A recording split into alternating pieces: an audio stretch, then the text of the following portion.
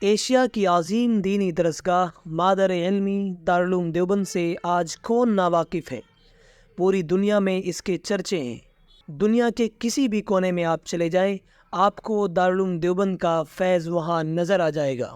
سن 2012 میں امام حرم فضیلت الشیخ ڈاکٹر سعود بن ابراہیم الشریم زیدہ مجدہ دیوبند آئے اور آپ نے دارالعلوم دیوبند کے بارے میں اپنے تاثرات پیش کیے۔ شیخ فرماتے ہیں، یہ جان کر خوشی کی انتہا نہ رہی کہ میری ہندوستان کے اس دورے میں اپنے بھائیوں سے بھی ملاقات ہونی ہے جن کے متعلق میں بہت کچھ سنا کرتا تھا۔ کوئی مجلس میں نے ایسی نہیں دیکھی جس میں ہندوستان، یہاں کے مسلمانوں اور علماء کی سرگرمیوں کا تذکرہ ہو، اور وہ مجلس اس عظیم دینی درسگاہ دارالعلوم دیوبند کے تذکرے سے خالی ہو۔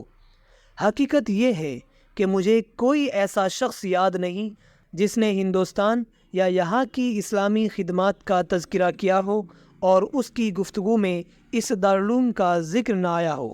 اگر ہندوستان اور مسلمانان ہند کی خدمات کے تذکرے کی محفل سجے اور دارالعلوم اور اس کی بے لوث خدمات جن سے نہ صرف ہندوستان بلکہ بیرون ہند بھی بہرور ہے کے تذکرے سے وہ محفل خالی ہو، تو یقیناً دارالعلوم کی حق تلفی ہوگی اور اسے نظر انداز کرنے کا یہ رویہ ناقابل قبول ہوگا۔ اس درسگاہ کو ہر زمانے میں خاص مقبولیت و شہرت حاصل رہی ہے۔ صرف ہندوستان ہی نہیں، پوری دنیا میں اس کا نام زبان زد عام و خاص ہے۔